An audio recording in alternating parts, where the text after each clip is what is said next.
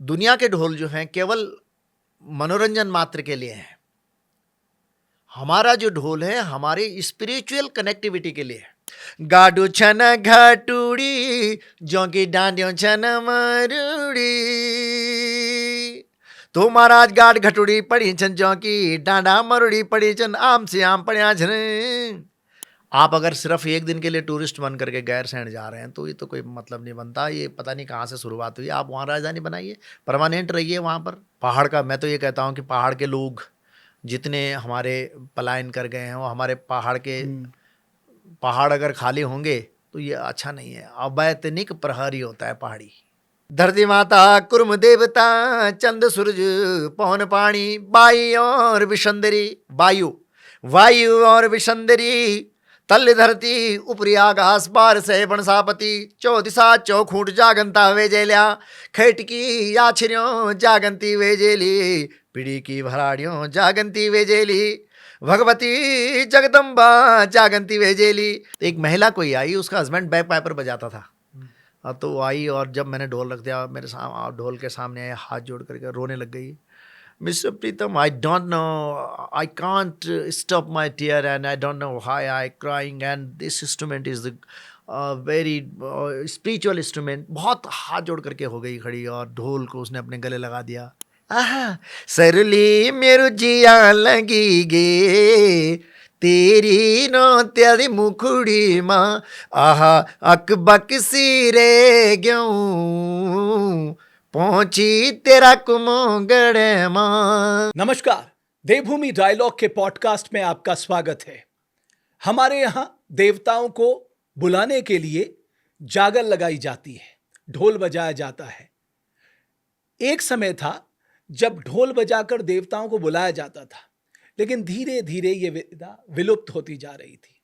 एक ऐसे शख्स जिन्होंने इस विधा को न सिर्फ बड़ा नाम दिया बल्कि इस विधा को 7 समंदर पार तक ले गए। हम बात कर रहे हैं पद्मश्री प्रीतम भरतवाण जी की, जिन्हें जागर सम्राट भी कहा जाता है। वो देवभूमि डायलॉग के पॉडकास्ट में आज हमारे स्टूडियो में आए हैं। बहुत धन्यवाद प्रीतम जी, बहुत धन्यवाद। बहुत धन्यवाद भट्ट जी, और देवभूमि डायलॉग के इस बहुत खूबसूरत कार्यक्रम के सभी दर्शकों को मेरा नमस्कार। प्रीतम जी, मैं इन सारे मुद्दों पे बाद में आऊँगा, लेकिन मैं जानना चाहता हूँ कि जिस ढोल की हम बात कर रहे हैं, जिस विधा की हम बात कर रहे हैं, अगर हम अपनी जनरेशन को इसके महत्व के बारे में बताना चाहें, इसकी क्या महत्वता है, मैं चाहूँगा वो हमारी पहले जनरेशन को आप बताएं। दुनिया में किसी भी ताल को जब कभी गायन की शुरुआत हुई होगी तो उसके तल से ताल निकला है।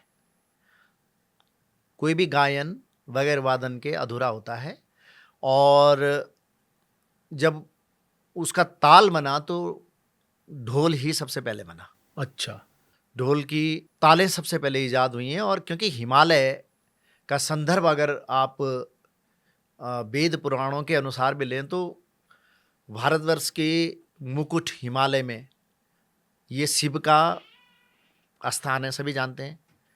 4 धाम है, पंचप्रयाग हैं, और ऐसा माना जाता है कि भगवान शिव ने सर्वप्रथम संगीत की शिक्षा भी इसी भूधरा पर दी है।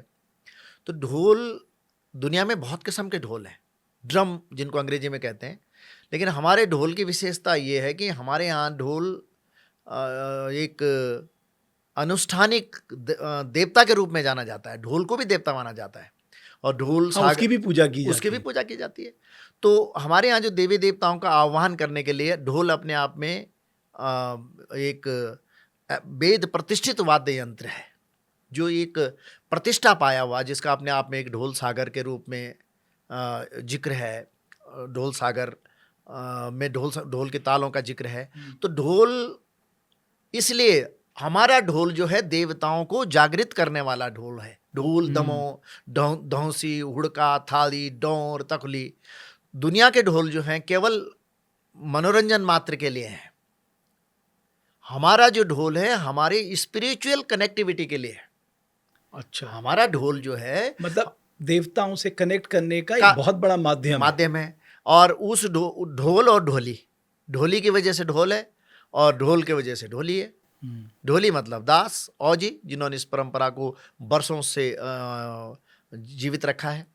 तो इसलिए हमारे ढोल का महत्व सबसे ज़्यादा है, क्योंकि वो ढोल के ताल हमारे इमोशन से इनबिल्ट हैं। वो हमारे जब हमने बचपन में देखा है कि जब हम बड़े होते थे तो वो ढोल जब बज रहा है तो हमारी माँ, हमारी दादी, हमारी बुआ, उन पे देवता आ रहा है, और हम समझ रहे हैं कि जो ढोली या जो जागरी या जो धौंसेर या जो घड़ियाला उसको बजा रहा है, इसके गायन और इसके वादन से मेरी माँ और मेरी दादी पे अगर देवी आ रही है, नरसिंह आ रहा है, भैरव नाच रहा है, तो वो हमारे बाल मस्तिष्क पर वो हमें असर कर रहा है। तो ढोल का इसलिए महत्व है। इन ढोल के सहायक वाद्य दमोह हैं, अन्य हमारे लोक वाद्य हैं, तो ढोल को हमारे यहाँ प्रधान माना गया है। अब कहा यह जाता है कि जिस उम्र में लोग उंगली पकड़कर चलना जी। सीखते थे, उस उम्र में आपके हाथ में ढोल डमाऊ आ गया था, सही बात है?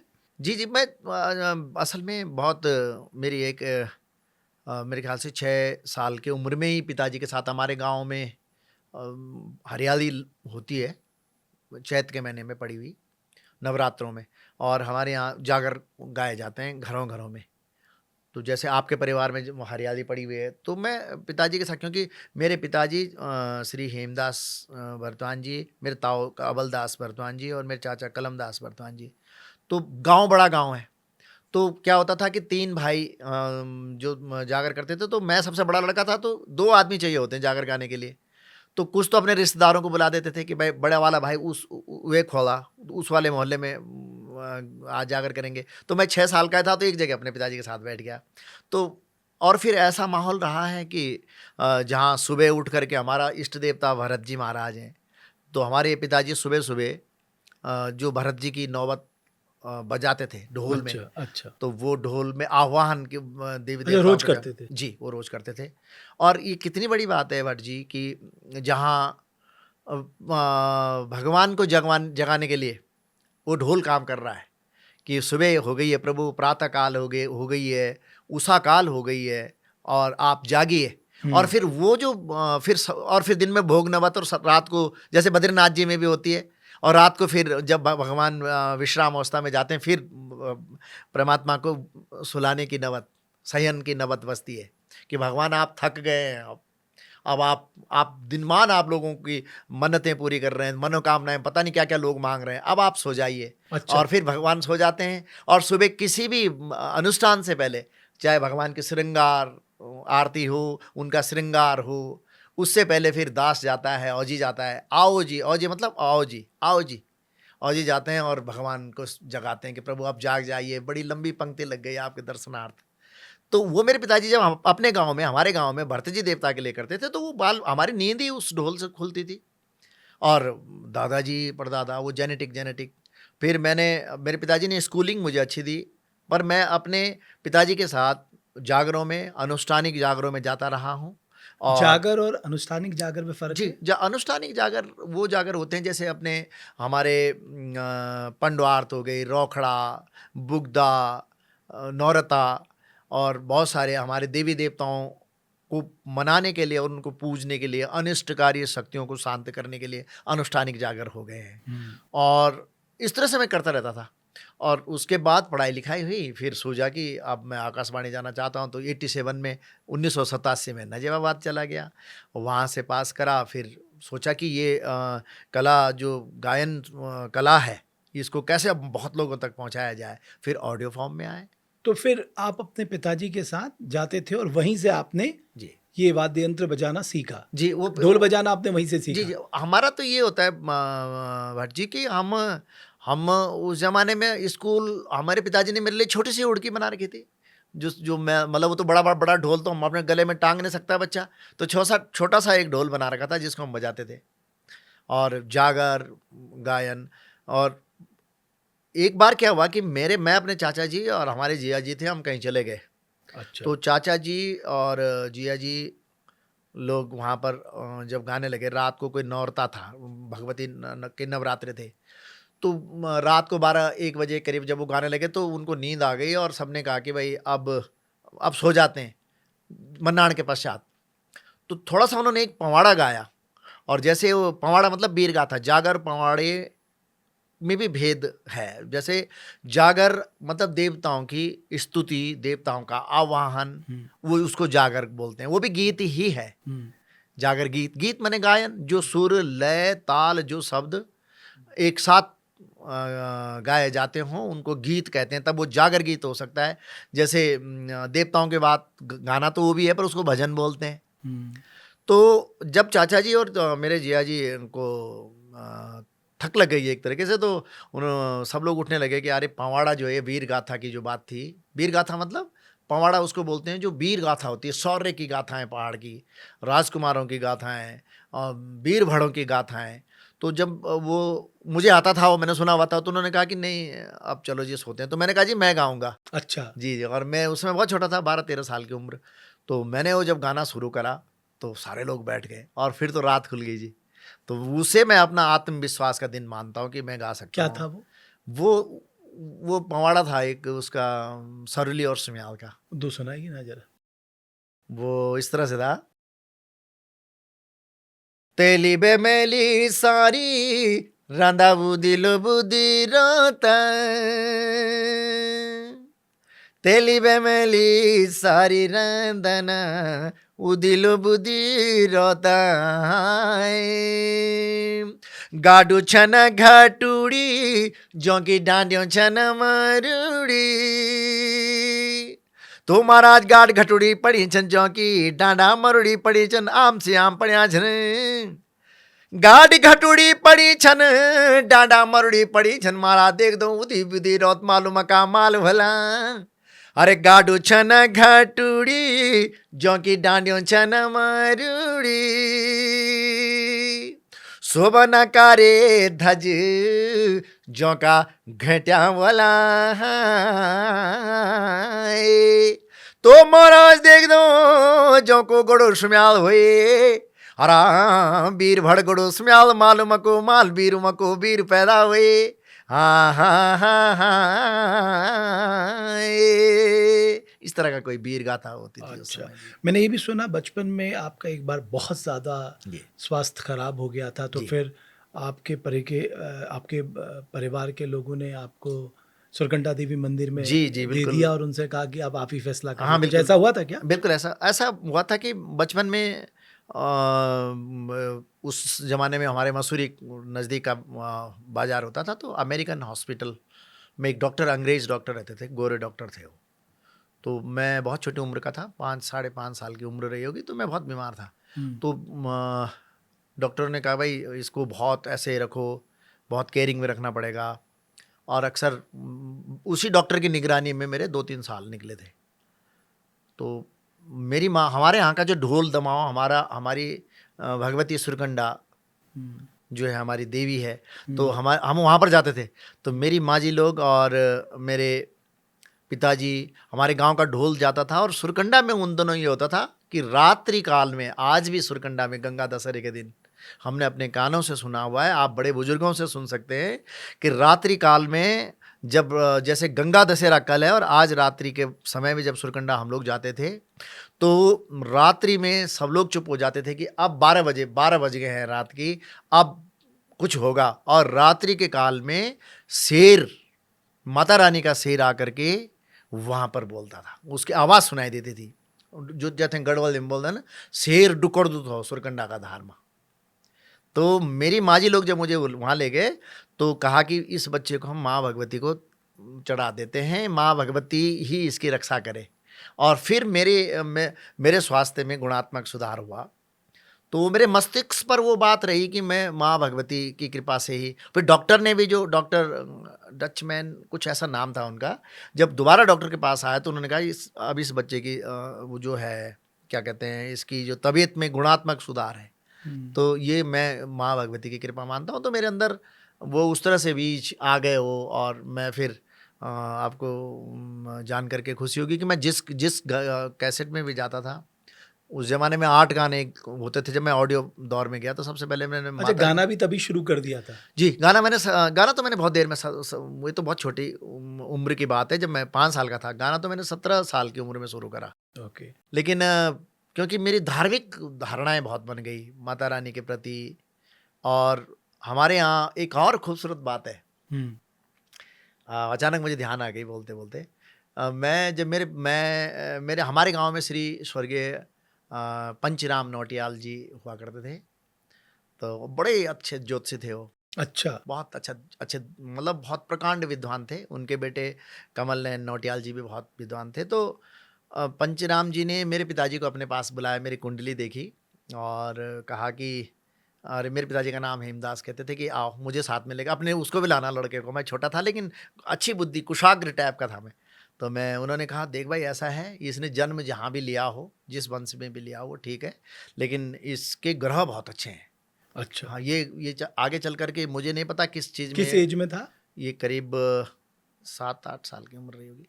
और यहाँ इसका जो है बृहस्पति बहुत अच्छा है, और इसका विप्रवर्ण है, पता नहीं क्या क्या बताया उन्होंने। और इसके ग्रह ऐसे पढ़ रखे हैं कि ये पढ़ाई लिखाई के लिए भी बहुत अच्छा है और ख्याति अर्जित करेगा ये। यहाँ पर स्कूल नहीं है, यहाँ पर 5वीं तक का स्कूल है हमारा, इसे कहीं और ले जाना तू पढ़ाने के लिए, ऐसे मत रखना इसको। अच्छा। इसके ग्रह बहुत अच्छे हैं। तो मेरे पिताजी ने तब मुझे थतीउड़ ले गए वो, और थतीउड़ उन्होंने मुझे पढ़ाया, मेरे पिताजी ने मुझे पढ़ाया। फिर मैं मसूरी आया तो, और कहा कि ये जो लड़का है ये का जन्म पत्रा माँ, ये का नक्षत्र बहुत बढ़िया छे ना, और ये इन ख्याति अर्जित करना दुनिया में। अच्छा। तो वो उन्होंने कही थी वो बात, और मुझे आज भी याद है, स्वर्गीय पंचराम तो नौटियाल। फिर पिताजी ने आपको ऐसे से पढ़ाया जैसा फिर पिताजी ने उन्होंने बताया? मुझे पढ़ाया। और वो मेरी, जब मैं घर वो जाता, चाहते थे आप ढोल बजाएं या करेगा हाँ जागर नहीं गाएं? बिल्कुल, वो तो हमेशा कहते थे। वो तो उन्होंने ये कहा कि बेटे तुम, जब मुझे 2001 में पंजाब प्रतिनिधि सभा एक होती थी पंजाब में, अच्छा। तो मैं वहाँ पर गया, 2000 की बात है। तो वहाँ पर एक दगड़िया जी थे, वो उस समय उसके वो थे, विजेंद्र रावत दगड़िया जी अध्यक्ष थे। पूरे पंजाब की गढ़वाल की सभाएं थी, कुमाऊं की सभाएं थी, तो उस सब एक सभा थी वो। अच्छा। तो उन्होंने मुझे एक भागीरथी पुत्र करके एक सम्मान दिया उस समय। मुझे, मेरा कुछ जागर आ गए थे, बहुत हिट हो गए थे वो। तो मैं उस ट्रॉफी को लेकर के जब घर आया, तो वो ट्रॉफी में भागीरथी पुत्र लिखा हुआ था। मैंने अपने पिताजी को बताई, मैंने कहा पिताजी मुझे मिला। तो पिताजी मेरे बहुत विद्वान थे, समझदार थे। उन्होंने मेरे मुंह में देखा, कहते हैं बेटा ये क्या है। मैंने कहा जी इसका, ये मुझे वहाँ पंजाब में हमारे पहाड़ के जो लोग हैं, प्रवासी लोग हैं, उन्होंने मुझे ये दिया। तो पिताजी ने मुझे अपने पास बैठाया, कहते हैं बेटा ये सब ठीक है, लेकिन अपनी जड़ों को मत भूलना, और उस भरत जी को मत भूलना, उस सुरकंडा को मत भूलना जिसने तुझे बचाया हुआ है, और अपनी जड़ों के साथ जुड़े हुए रहना। इनको मत भूलना जिन्होंने तुझे अच्छे स्कूल में पढ़ाने की सलाह दी थी। तो उसके बाद फिर पिताजी तो रहे नहीं, 2 साल के बाद वो चले गए। तो हमेशा कहते थे कि बेटा कहीं रहो। और एक बार उन्होंने मेरे को 2002 में कहा था कि बेटा तूने सब कुछ गा लिया, लेकिन तूने अपने गांव की बात नहीं गाई। अच्छा। वो कहते थे कि गांव की कोई बात होनी चाहिए। तो वो अभी है, वो गाई नहीं अभी तक तक गाई नहीं मैंने। अरे जी जी जी, वो कहते थे कुछ गांव पे गा बेटा, कुछ अपनी जड़ों पे गा। क्योंकि बताते हैं कि मेरे पिताजी लोग, मेरे दादाजी लोग बहुत पहले ख़त्म हो गए थे। तो पिताजियों का लालन पालन हमारे गांव में उन लोगों ने करा। हमारे गांव काला नौटियाल जी लोग हैं, तो उन लोगों ने ही पिताजी का, तो पिताजी लोगों का हमारा बहुत अच्छा वो है, मतलब अपने पर गाँव ये तो है ना कि पहाड़ों की जो शादियां हैं वहाँ औजी समुदाय को भी उतना ही महत्व दिया जाता है जितना शादी कराने वाले ब्राह्मण का महत्व जी है। बिल्कुल, क्योंकि बॉन्डिंग है ना। हाँ। अगर भगवती का अंदर चंडी पाठ चल रहा है, तो बाहर फिर भगवती की धुयाल भी तो बज रही है।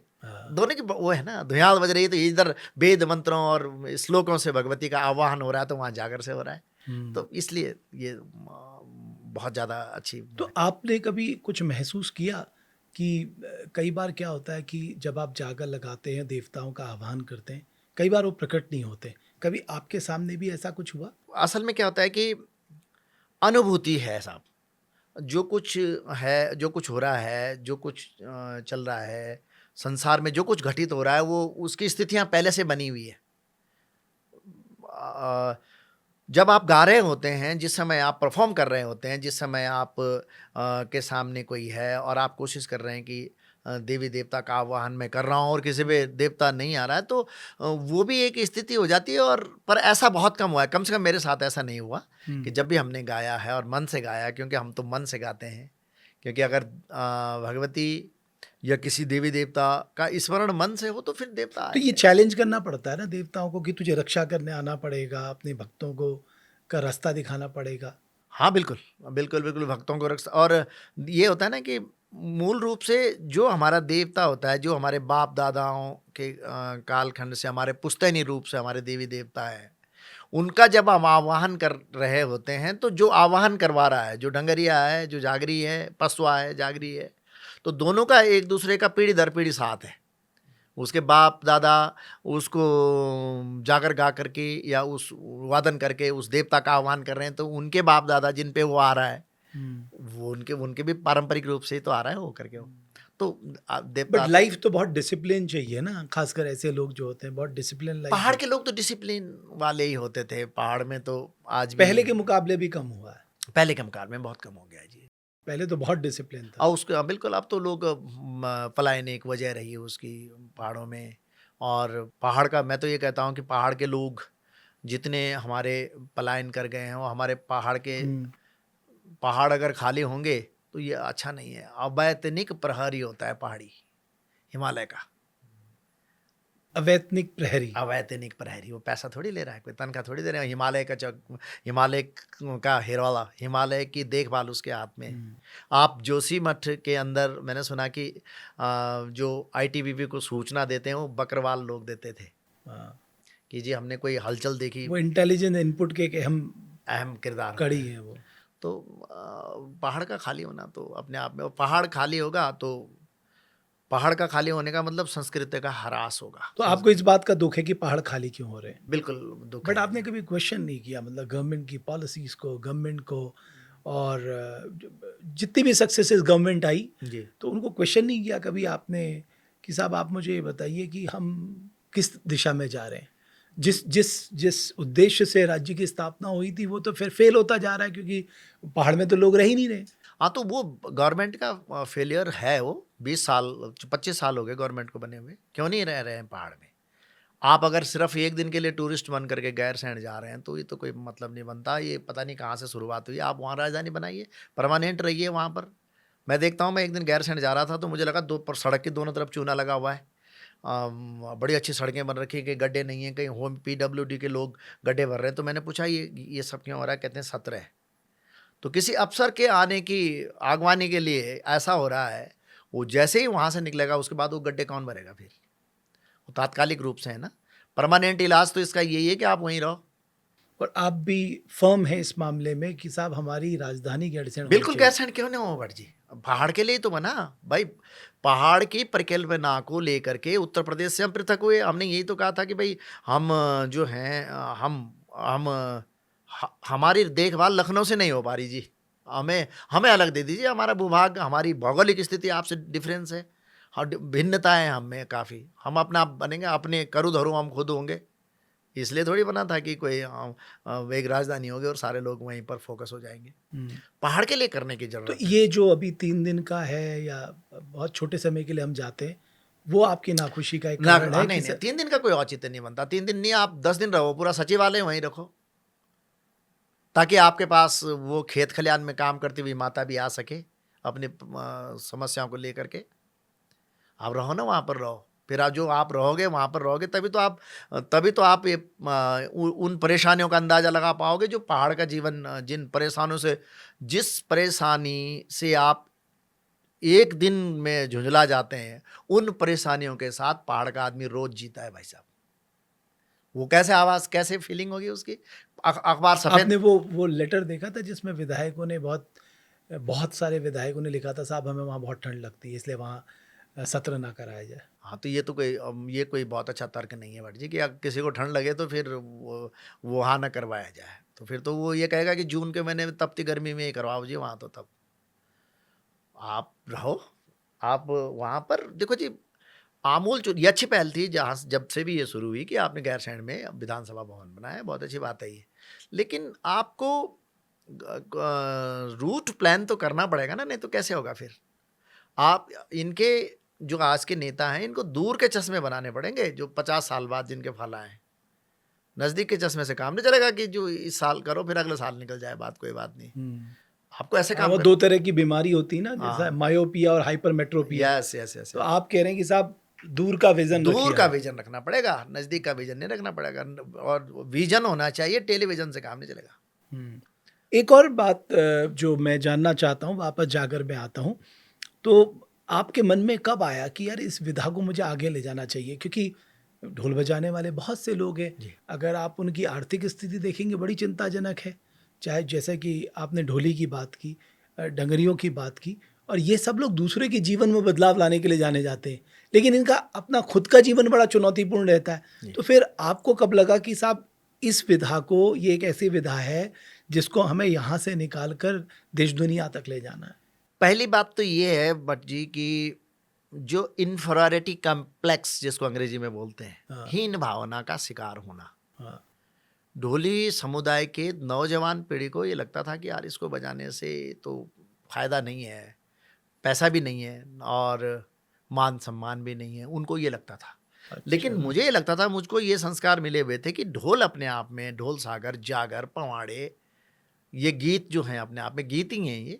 ये ऐसी विधा है जो हमारे हमारे परंपराओं से जुड़ी हुई है, हमारे ग्रास रूट से जुड़ी हुई है, हमारी जड़ों से जुड़ी हुई है। इसमें हम प्रस्तुतिकरण क्यों ना करें ढंग से। और दूसरा ये होता था कि हमारे जो बहुत सारे जागर के अच्छे अच्छे विद्वान थे, उन लोगों ने किसी ऑडियो के माध्यम से या उस तरह से जो लोगों तक उसको स्प्रेड करा जाए, गवाया जाए, सुनाया जाए लोगों को, तभी तो, जब तक आप किसी को महत्व नहीं समझाओगे। तो हमारी नौजवान पीढ़ी, आज मुझे प्रसन्नता इस बात की है कि नए बच्चे जो हैं, जितने नौजवान पीढ़ी है, आज मुझे कहते हैं, अरे सर हमने आज ढोल देखो कैसे, जैसे जिस स्टाइल में आप बजाते हैं वैसे रखा हुआ है। अच्छा। आज गांव में लड़के, जवान लड़के अनुष्ठानिक जागर गा रहे हैं। वहाँ पर कहीं देवता नाच रहा है, कहीं पंडवार हो रही है, कहीं बगडवाली हो रही है, कहीं कई सारे आयोजन हो रहे हैं, और वो बड़े फेसबुक में बड़े उससे आ रहे हैं। आजकल तो सोशल मीडिया है, तो उसमें दिखा रहे हैं कि मैं अपने गाँव में द्रौपदी का मन्नाण लगा रहा हूँ इस समय। तो वो जो एक वो जो था, जिसको छुपाया जाता था कि नहीं यार, मैं इसको बजाने से फिर मुझे लोग बोलेंगे कि नहीं ये तो जी ये जाति से भी छोटा है, वो जो एक कॉम्प्लेक्स होता था। ओके, वो कास्ट सिस्टम। कास्ट, तो वो कॉम्प्लेक्स तो अब जाता रहा। अब बॉन्डिंग बियॉन्ड द कास्टिज्म, ढोल, अब आपको ढोल तो एक कलाकारी है भाई साहब, इसको क्यों ना हर कोई बजाए। तो आज वो ये तो वो जो एक सुखद इंफीरियरिटी स्थिति है। कॉम्प्लेक्स था, उससे आप बाहर निकल गए सारे। अब उससे बाहर निकल गए। अब अच्छा एक बात और है, जो ढोल के जो बहुत कम लोगों ने छोड़ दिया था, 80 के 90 के दशक में तो ख़त्म ही कर दिया था। और उसके बाद फिर जब मैंने इसको बजाना शुरू करा, तो धीरे धीरे आज जब ये विदेशों में चला गया, मैंने मंचों पे, गलों में अपने ढोल को अपने, क्योंकि मेरी तो मैंने देखा आप कई जी। कॉन्सर्ट करते हैं विदेशों तो में उसके जाकर। बाद जो ये ढोल में एक नई क्रांति आई है, ये बड़ी सुखद अनुभूति दे रही नहीं, है। तो जैसे आप कह रहे हैं कि मैंने उनसे आह्वान किया, वो ना सिर्फ ढोल बजाते हैं, बल्कि वो देवता का आह्वान भी करते हैं। तो वो भी आप वो पार्ट भी उनको सिखाते हैं कि भाई देवताओं का आह्वान कैसे किया जाता जी है? जी जी, बिल्कुल वो भी बिल्कुल। तो एक तरीका। हाँ। थोड़ा बताइए ना, क्या मतलब कैसे आह्वान किया जाता है? मतलब हमारी इस महान संस्कृति को देश दुनिया के लोग देखें तो सही कि ये देवों की भूमि क्यों कहा जाता है, और जब ज़रूरत पड़ती है तो देवता वो प्रकट भी हो जाते हैं। जी जी जी, वो ये है जी कि देव आवाहन, जैसे मैंने पहले भी कहा कि स्तुति गान से होता है। देवी देवता, हमारे यहाँ देवताओं की कहानी भी होती है, लोक कथा, लोक मत भी होता है देवताओं के प्रति, जो बहुत जटिल और दृढ़ धारणाएं होती हैं, उनके पर आधारित अगर आप उसी को आह्वान कहते हैं कि आप अगर वो मान लीजिए, हमारे यहाँ जो मृतकों का जागर है, जो हमारे वंशज होते हैं, पूर्वज होते हैं, उनके जागर होते हैं, तो जब उन जागरों को हम गाते हैं, जब हम देवी का जागर गाते हैं, नरसिंह का जागर गाते हैं, तो उस जागर में जब हम वृद्ध भनाई करते हैं, उस जागर में अब जब उस देवता के बारे में बोलते हैं, तो वो जो सुनने वाले होते हैं, वो सुनने वाले उस जागर को अपने अवचेतन में ग्रहण करते हैं, और जैसे वो उनके अवचेतन में जाएगा, अब ये धरा में हर क्यों का जवाब तो विज्ञान के पास में नहीं है ना भट्ट जी। अगर आप ये कहेंगे कि विज्ञान ये कैसा संभव है, बिकॉज अभी जो आज की जनरेशन ये लॉजिकल है साहब, वो इसका वैज्ञानिक आधार पता कर सकती है। वो कहती साहब ये तो वो ये भी कह सकती है तो साइकोलॉजिकल डिसऑर्डर है साहब। या मैं गलत कह रहा हूँ इस नहीं बात नहीं को? नहीं नहीं, बिल्कुल।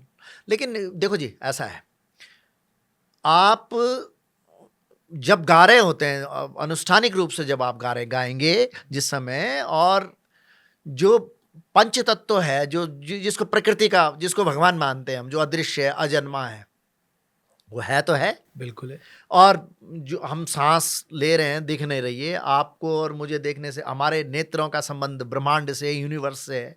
हमारी आंखें, वही ब्लैक होल हमारी आंखों में भी तो होता है। और लाइट पता नहीं कितने लाख वर्ष दूर, लाइट कितने प्रकाश वर्ष दूर हमसे सूर्य है, लेकिन सूर्य की लाइट धरती पर आई तो मानव की उत्पत्ति जब हुई तो आंख से संबंध है उसका, तो कुछ ना कुछ तो है जो इस यूनिवर्स को चला रहा है।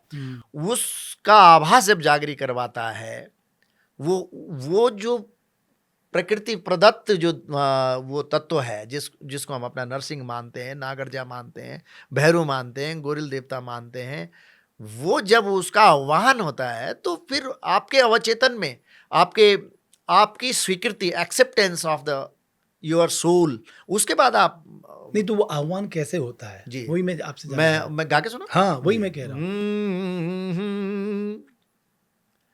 अब देखो हमारे यहाँ क्या है, प्रकृति से जुड़े हुए जागर होते हैं।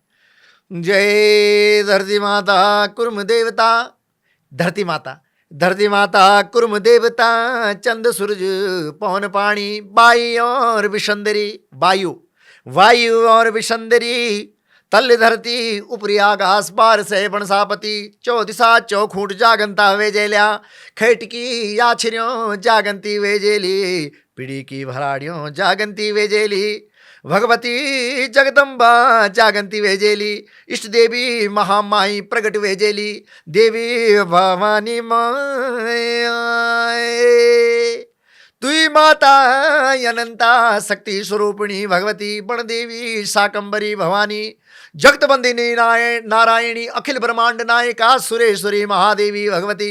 तो जब ये आह्वान होगा, और इस आह्वान को जो सत्य है वो एक सत्य, अटल सत्य है, जो वो सत्य जिस समय चल रहा होगा तो उस समय जो आपके हृदय में उसकी एक्सेप्टेंस होगी, उसकी स्वीकार्यता होगी, तो आपकी समाधि चैतन्य महाप्रभु के जैसे हो जाएगी कि आप नाचने लगेंगे। वही तो देवता है। प्रीतम जी एक और बात भी, ये कैसे आप उत्तराखंड से बाहर कैसे ले गए इस विधा को? मतलब आपने खुद ही कहा कि लोग बहुत हीन भावना का शिकार थे, तो उस सबसे बाहर निकलकर फिर आप उत्तराखंड से बाहर और फिर भारत से बाहर कैसे लेके गए?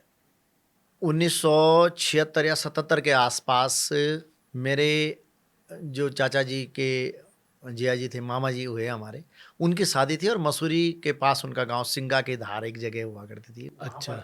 अंग्रेजों का आना जाना, तो पटरानी एक गांव है, कोई पटरानी, वहाँ दिलदास जी हुआ करते थे, उनके दोस्त अंग्रेज बहुत होते थे।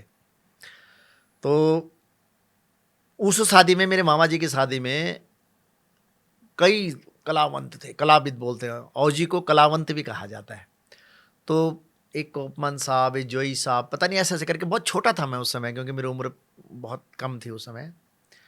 तो उस शादी में जब सारे लोग आ रखे थे तो उन अंग्रेजों को लगा कि यार ये दास भी बहुत अच्छा बजा रहा है, ये भी बहुत अच्छा बजा रहा है, ये भी बहुत अच्छा बजा रहा है। तो उन्होंने एक प्रतियोगिता टाइप करा दी कि जो अच्छा बजाएगा उसको हम वो देंगे। अच्छा। शादी डे नाइट की बराती हुआ करती थी। तो उसमें मेरे पिताजी थे, स्वर्गीय श्री हेमदास जी, और जतन दास जी हमारे ताऊ जी थे, कुंगू मौसा जी थे हमारे, कुंगू दास जी, भोटू दास जी, मेरे चाचा जी की तो ससुराली थी वहाँ। तो वो उन्होंने उस जमाने में वॉकमैन में रिकॉर्ड करा उसे, और कहा कि मैं इस रिकॉर्डिंग को लेकर के मैं विदेश ले जाऊंगा। तो क्योंकि अंग्रेज 76 में, 1976 यस लगभग, और क्योंकि मसूरी तो अंग्रेजों का ये अपने वैसी काल से वहीं है, उनके घर अभी भी बहुत लोगों के वहीं है जो आते जाते रहते हैं। तो वो, उसको मैं मानता हूँ कि वो पहला ऐसा किसी इस धरती के बाहर के आदमी के द्वारा की गई रिकॉर्डिंग थी जो वो अपने देश ले गए।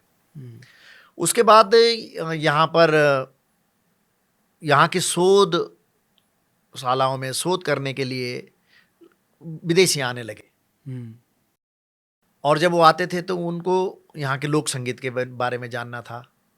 तो इसी क्रम में हमारे यहाँ कई लोग आए, बहुत बहुत लोग आए। तो गढ़वाल यूनिवर्सिटी के थ्रू फिर डॉक्टर स्टीफन फियोल आया। उसने उत्तराखंड के 100 से भी ज़्यादा दास लोगों के घर में शिक्षाएं ली। उसने जाना कि ढोल सागर क्या होता है, वो आपके चमोली, गढ़वाल, रुद्रप्रयाग, टिहरी, और होते होते वो मेरे पास भी आया। तो मेरे पास लगभग अगले 3 महीने तक रहा हो। अच्छा। जी।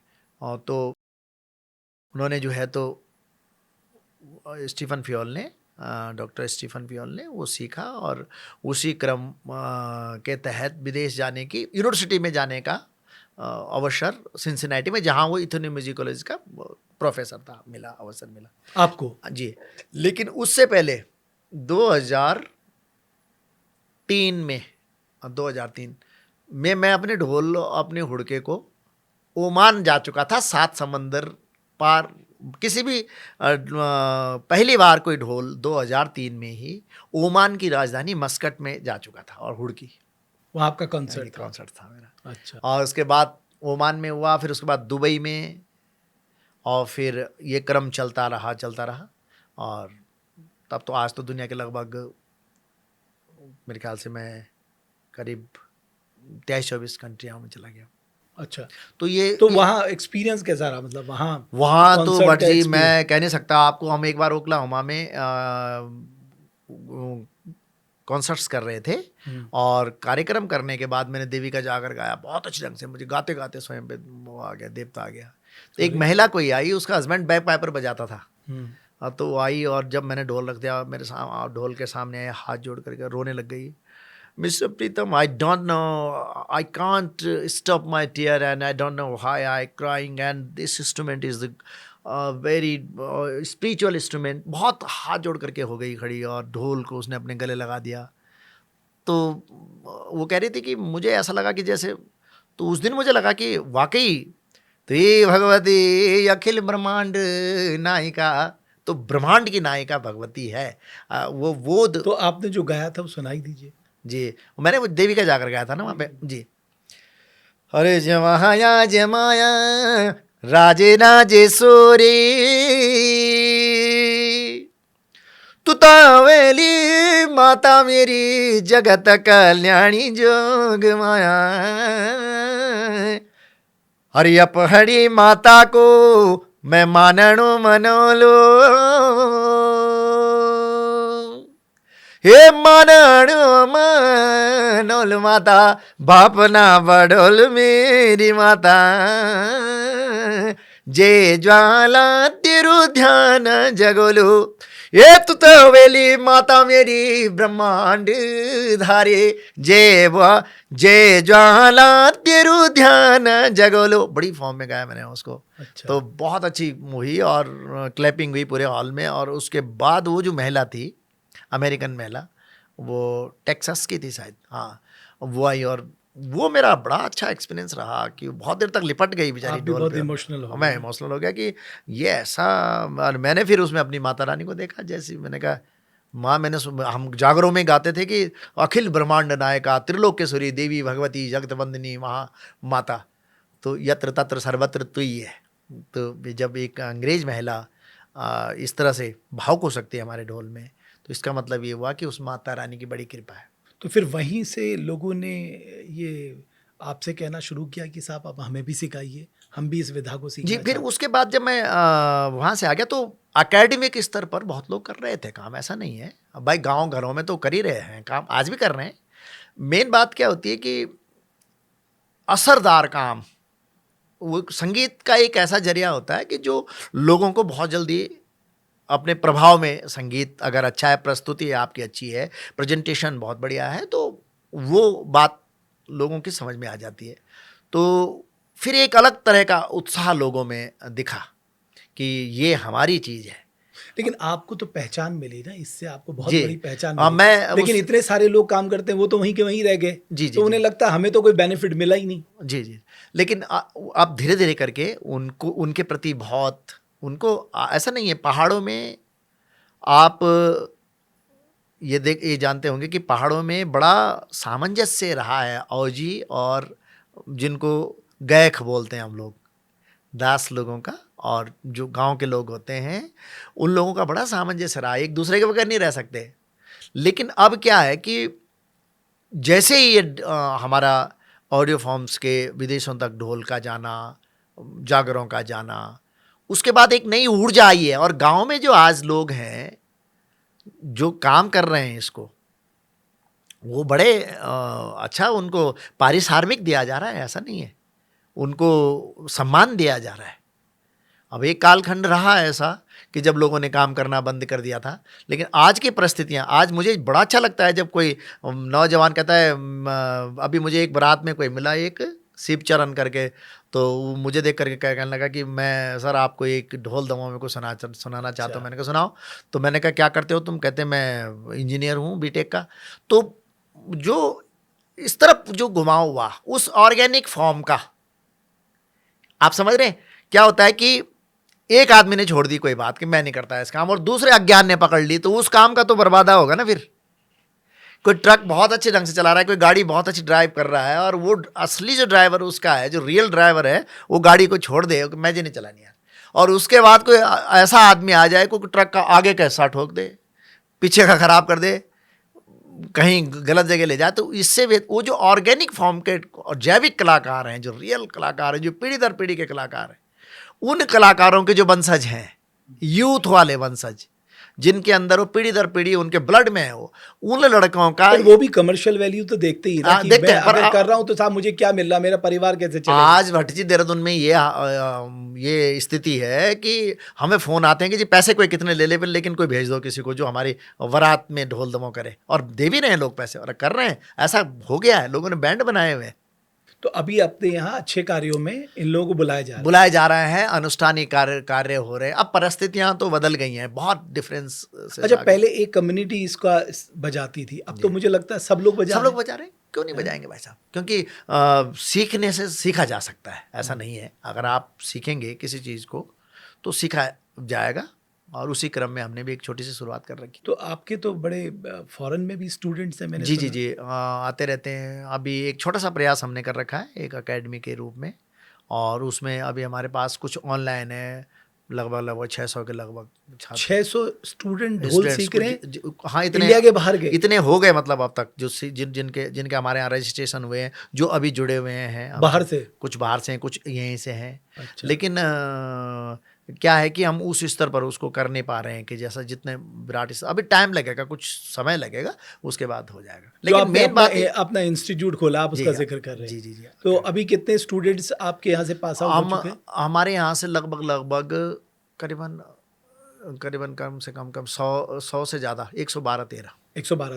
तो ट्रेनिंग कोर्स हमारा ये रखा हुआ है भाई साहब कि वो शौकिया तौर के हैं। हमारे सर्टिफिकेट की वैल्यू उनके निजी जीवन में है कि जो कहीं वो परफॉर्म करेंगे तो वहाँ दिखेगा उनका कौशल, कागज़ के बजाय। सर्टिफिकेट तो हम दे ही रहे हैं, लेकिन वो दिखना भी चाहिए कि भाई हाँ, अगर यहाँ से सीख करके कब कहीं कोई बोलेंगे कि प्रीतम भरतवाण का से रहा, और मैं अकेला नहीं बल्कि मैं अच्छे एक्सपर्ट्स को अपने साथ बुलाता हूँ, वो सिखाते हैं। तो हम ये कर रहे हैं अभी, और इसको बड़ा रूप देंगे, हम और बड़ा रूप देंगे। अच्छा, एक बड़े खास स्टूडेंट हैं मैंने सुना आपके, और वो भी बहुत अच्छा ढोल बजाते हैं, विदेश के स्टूडेंट हैं जी। कई हैं हमारे, एक मिस्टर कैल्विन करके है एक लड़का, और जेरिड है, और बहुत और यहाँ काफ़ी समय आके रुकते भी है वो। जी। और वो लोग इस तरह से एक काम भी कर रहे हैं कि जैसे म्यूजिक, हमारे ढोल की जो ताल है, उस ताल का हमारे मस्तिष्क पर जो असर होता है, उस पे काम कर रहे हैं, उस पर भी काम करते हैं। वैज्ञानिक दृष्टिकोण भी देखते हैं इसका वो लोग। जब इसको हम कह सकते हैं रिसर्च भी कर रहे हैं, रिसर्च कर रहे हैं वो लोग। और एक लड़का तो ऐसा है, कोई मिस्टर कैल्विन करके, कि वो जो फिजिकल जो चैलेंज्ड बच्चे हैं, जो मतलब जिनके हाथ पांव काम नहीं कर सकते हैं, जो जिस क्षेत्र का बच्चा है, यहाँ का बच्चा है, कोई पहाड़ का बच्चा है, तो उसको वहाँ के बांसुरी की धुन सुना करके उसके माइंड थेरेपी कैसे हो सकती है, ढोल की कैसे हो सकती है, उस पर काम कर रहा है। तो उस पर भी हम लोग काम कर रहे हैं। अच्छा, एक और बात मैं आपसे जानना ज़रूर चाहता हूँ कि खासकर जब बात आती है आज की जनरेशन की, उसको कैसे ये विश्वास दिलाएं कि साहब आप पढ़ाई के साथ साथ इस विधा को भी आगे ले जाइए, क्योंकि चलिए आज तो आप हैं, कल इस विधा को, क्योंकि ये बहुत इंपॉर्टेंट विधा है हमारे, जी जी जी। अगर हमारी पहचान है, हमारी संस्कृति की पहचान है, ये बहुत बड़ी धरोहर मैं कहूँगा। तो उसके लिए आपने कुछ सोचा है कि फ्यूचरिस्टिक कुछ सोचा आपने? सीधा मतलब है जी कि बच्चों को पढ़ाई लिखाई के साथ ये सब करना पड़ेगा। हम लोग बीच में कई सारे लोगों ने मुझे अतिथि बनाया, ढोल बंटवाए लोगों को, और उसमें एक धन सिंह नेगी जी हैं, उन्होंने बहुत सारे ढोल अपने क्षेत्र में बांटे।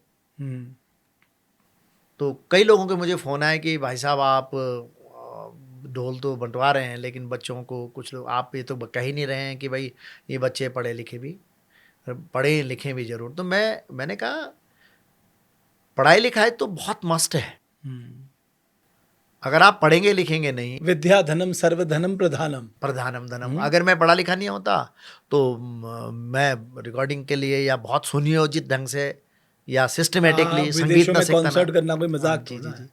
तो इसके लिए पढ़ाई लिखाई तो जरूर है। आप बनिए, आप इंजीनियर बनिए, आप साइंटिस्ट बनिए, आप डॉक्टर बनिए। कोई डॉक्टर भी एक अच्छा कलाकार हो सकता है आपका। और आप उसके साथ साथ अपनी जड़ों से जो मैं तो जिस विभाग में काम करता था तो मैं तो सर्वेयर था। अच्छा। हाँ, हाँ। सर्वे विभाग में रहता था मैं।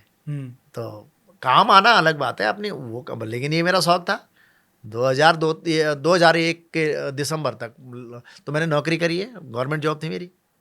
उस दौरान ही मैंने काम करे। तो अब फिर आपने गवर्नमेंट जॉब छोड़ दी? फिर मैंने छोड़ दी क्योंकि यहाँ एक पीपीसीएल एक कंपनी हुआ करती थी, pirate phosphate and chemicals limited. हाँ। तो वो कंपनी यहाँ पर दुर्माला और माल देवता पे हुआ करती थी। फिर बाद में वो कंपनी कुछ लोगों को उन लोगों ने कहीं मर्ज करा, वो क्या कहते हैं उसको, जैसे बिहार, पटना, अमजौर बिहार में ऑफिस था। हम लोगों ने नौकरी छोड़ दी, हमने काम नहीं। तो जो आपको पद्मश्री का अवार्ड मिला, ये अचानक था या आपके जहन में था? ये मुझे तो कुछ इसके बारे में ऐसा वो नहीं थी, कोई पता नहीं था। मुझे 25 तारीख को इसके बारे में पता चला, जब मुझे फ़ोन आया कि आपको जो है मतलब इस तरह से सम्मानित भारत सरकार के द्वारा पद्म सम्मान से सम्मानित होना है। मुझे उससे पहले तक नहीं पता था।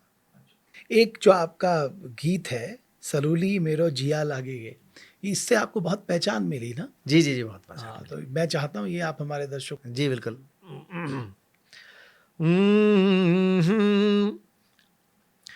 अरे हिमली का डाडो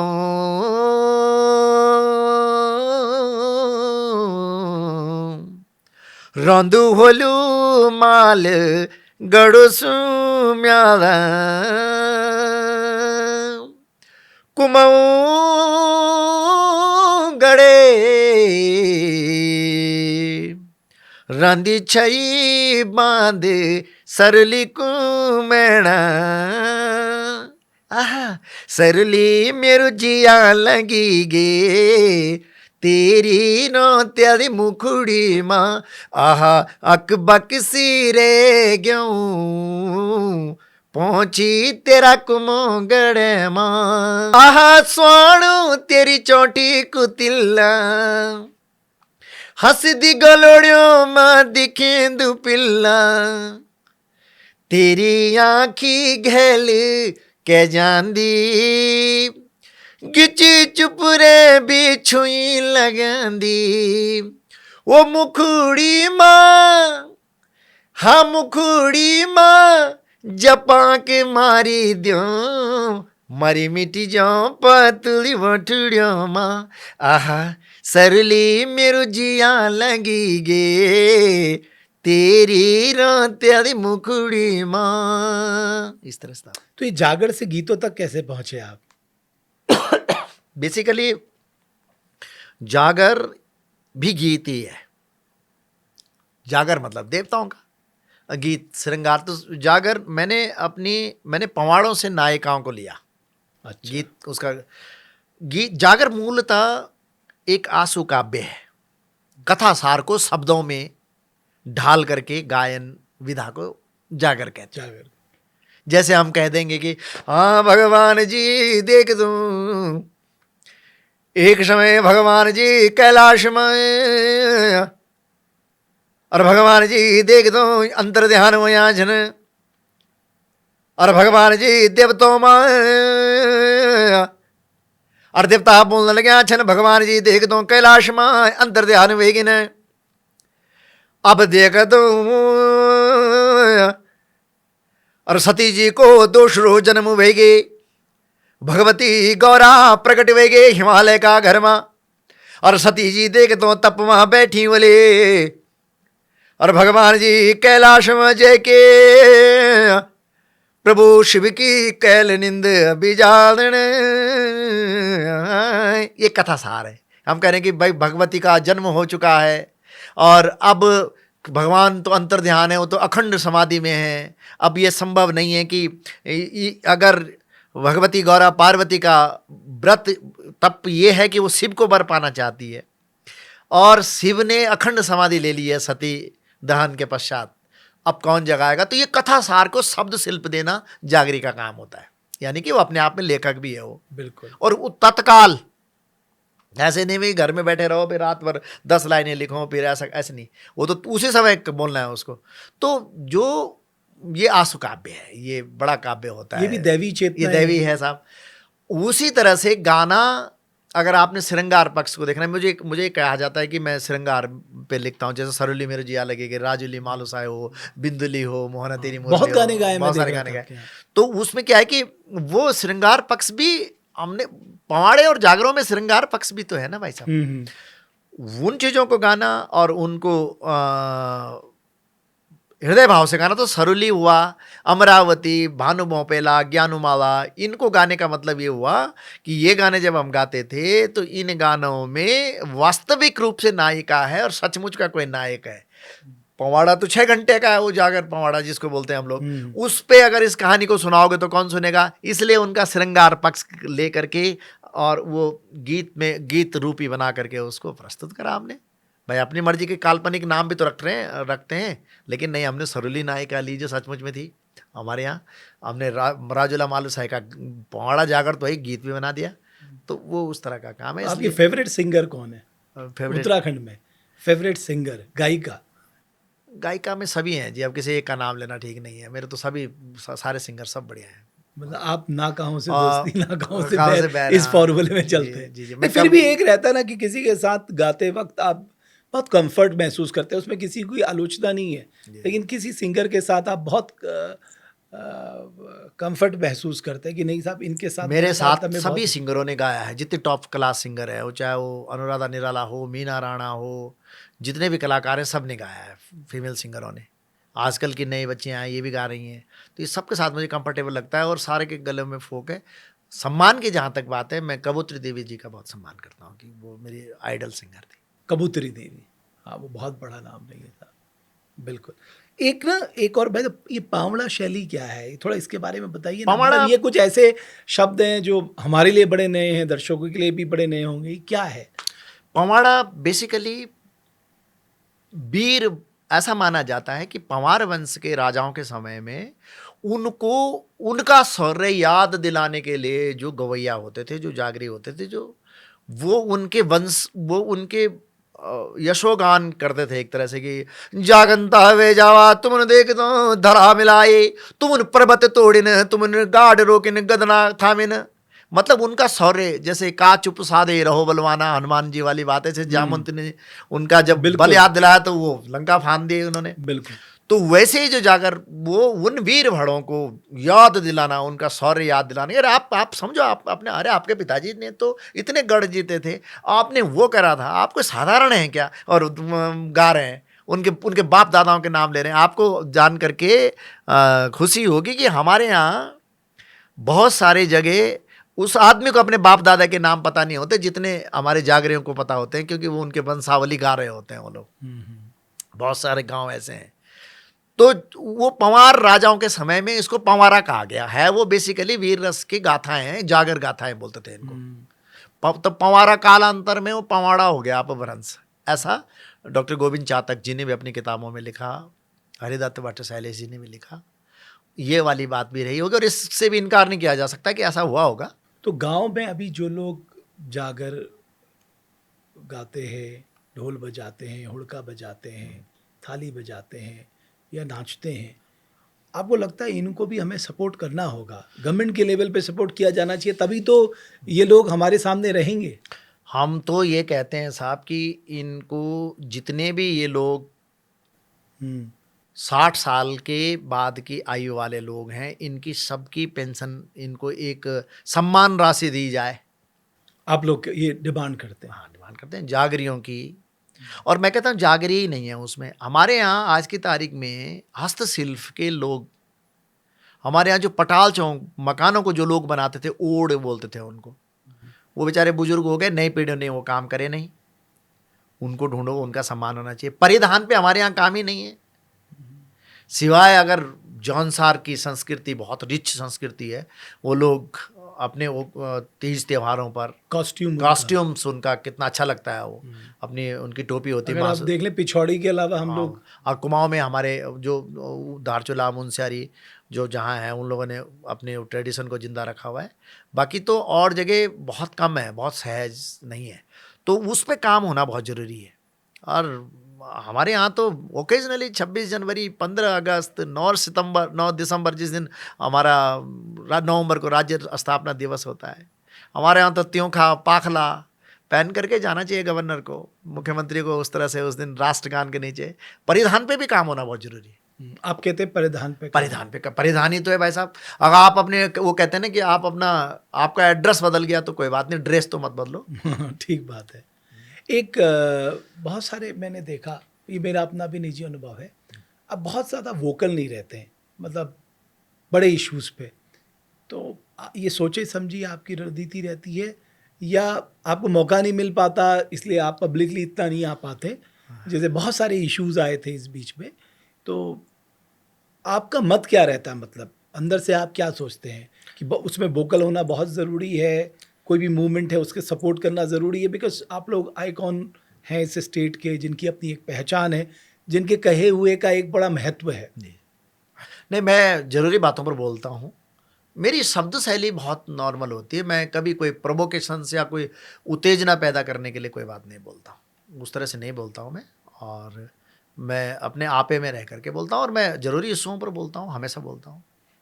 अब जैसे मान लीजिए बहुत सारे लोग लैंड लॉ की बात करते हैं, मूल निवास की बात करते हैं, और कई लोग अलग अलग इश्यूज़ पे अपनी, वो चाहते हैं कि आप जैसे लोग खुलकर उनके साथ आएँ, तो आपका अपना विचार क्या रहता है?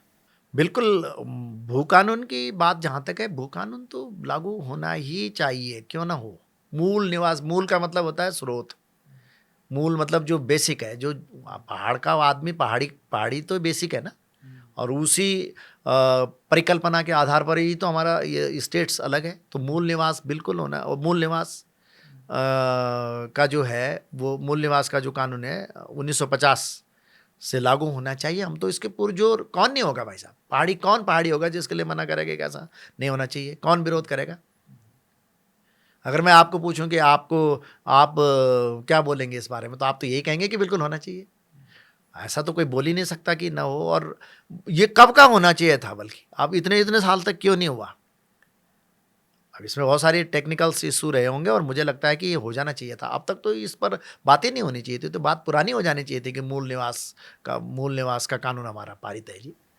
और भू कानून, हमारी जल जंगल जमीनों को तो बचना बहुत जरूरी है ना। बिल्कुल, उस वही तो हमारी पहचान है, है, और क्या शान है। बिल्कुल, हमारे पहाड़ की खूबसूरती तभी तो बचेगी जब हमारी जमीनों पर गिद्ध दृष्टि है बहुत लोगों की, पहाड़ों की जमीनों पर। तो उस दृष्टि से अगर बचना है तो भू कानून आपको पारित कराना पड़ेगा। तो बहुत सारे हमारा चला भी गया ना जमीन, अब जमीनें बहुत चली गई हैं। और सवाल ये है कि जमीनों को बचाने के लिए हमें एक अवेयरनेस तो पैदा करनी होगी, कानून तो बनाना होगा, और ये भी चेतना फैलानी होगी कि भाई जो ज़मीन बेच रहे हैं वो न बेचें ज़मीनों को अपनी इस तरह से। आजकल आप देख रहे होंगे, लेकिन इसके लिए कानून बनना चाहिए, बहुत ठोस कानून बनना चाहिए कि बिल्कुल हमारी ज़मीनें हमारे पास सुरक्षित होनी चाहिए। मतलब आप प्रमुखता से बहुत ही फर्मली इस बात को कहते हैं कि उत्तराखंड राज्य को एक मजबूत भू कानून चाहिए। मजबूत भू कानून चाहिए, आज ही चाहिए, अभी ही चाहिए, और इस कानून को बहुत पहले बन जाना चाहिए था। इतनी अब तो हमारे संसाधन, हमारी ज़मीनें, मैं देख रहा हूँ कि अब तो जहाँ भी जाते हैं तो बहुत इंटीरियर तक पहुँच गए ये लोग। इन लोगों ने खरीद ली है ज़मीनें, लोगों की ज़मीनें औने पौने दामों पे ले ली है। तो वो तो कब का बंद, ये तो तब बंद होगा ना कि जब आप कानून बनाएंगे इतना कि भाई एक लिमिटेशन तक। बल्कि खंडूड़ी जी के टाइम पे कुछ था कि एक लिमिट तक ले सकते थे, कुछ ऐसा था।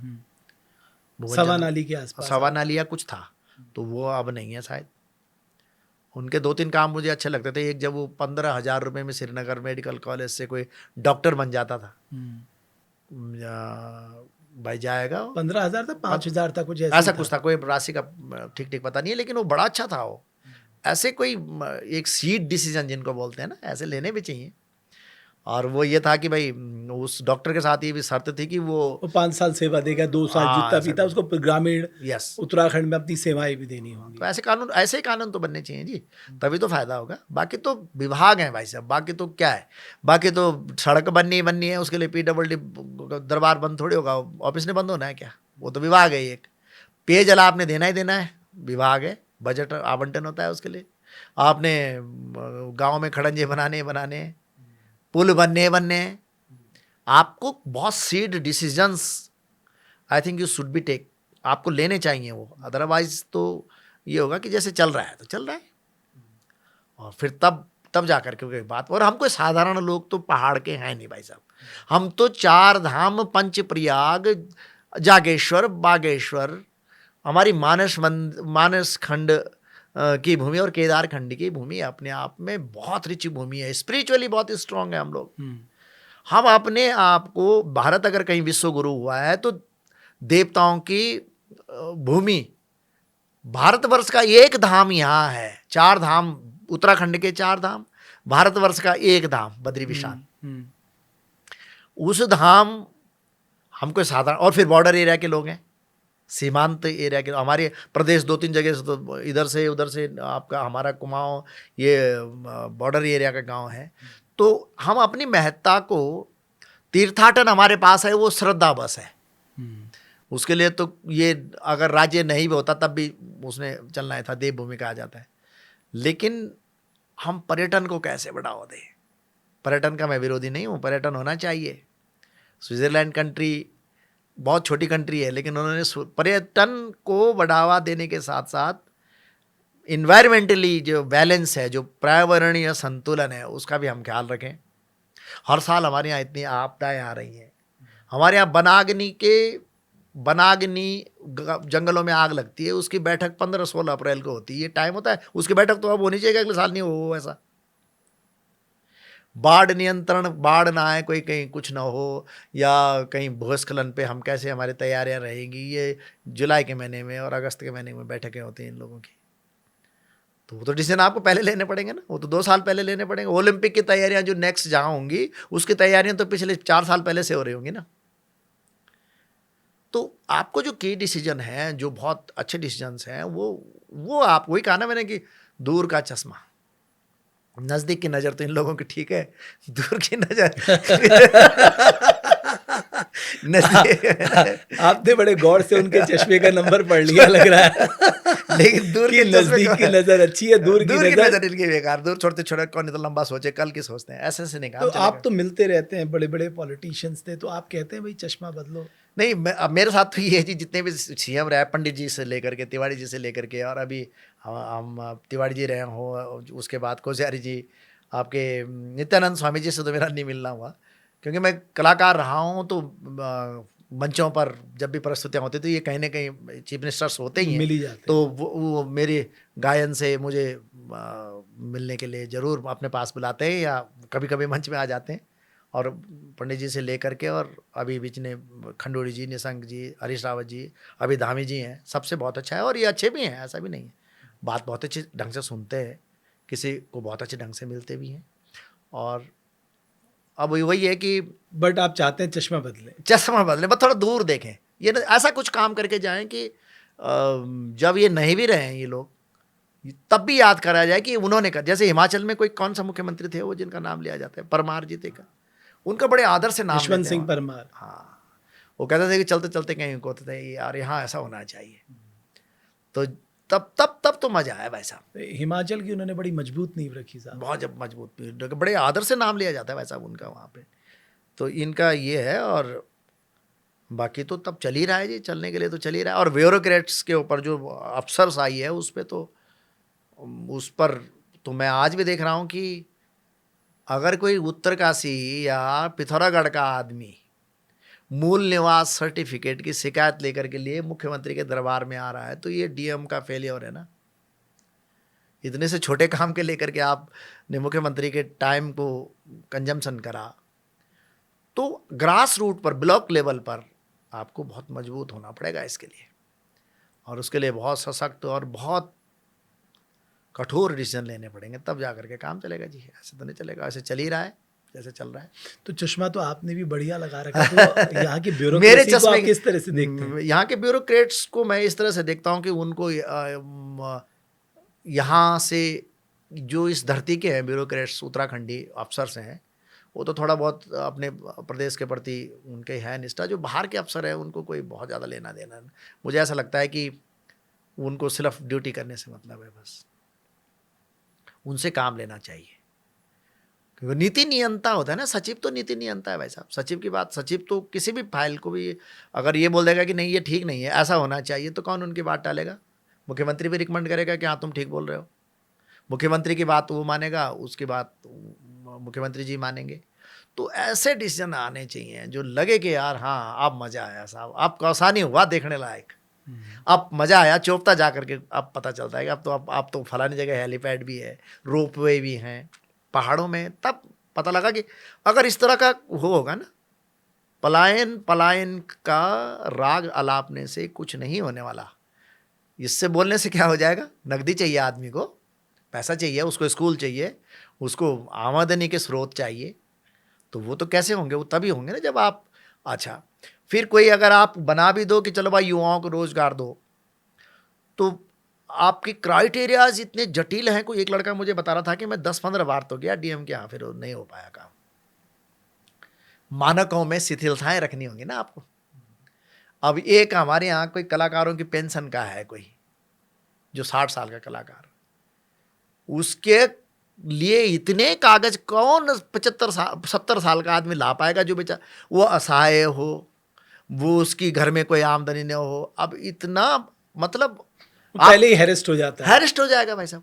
तो आपको ये शिथिलताएं लानी पड़ेंगी, और वही कि वो थोड़ा सा दूरदृष्टा होना बहुत जरूरी है। अदरवाइज चश्मा दूर का होना चाहिए। ये आपकी टैगलाइन है आज की, है ना।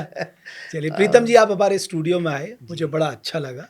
थैंक यू भाई साहब। ना सिर्फ हमने ढोल के महत्व के बारे में जाना, सागर के महत्व के बारे में जाना, और जागर हमारे जीवन में कितनी महत्वपूर्ण कड़ी है, और खासकर हमारी लोक विधा या हमारी परंपरा में कितनी, मैं कहूँगा कितना बड़ा कंट्रीब्यूशन है इसका। जी जी जी। वो मैं चाहता हूँ कि आने वाली पीढ़ी को भी इसकी इंपॉर्टेंस पता लगे, और जाहिर है इस पॉडकास्ट से हमने बहुत कुछ चर्चा की।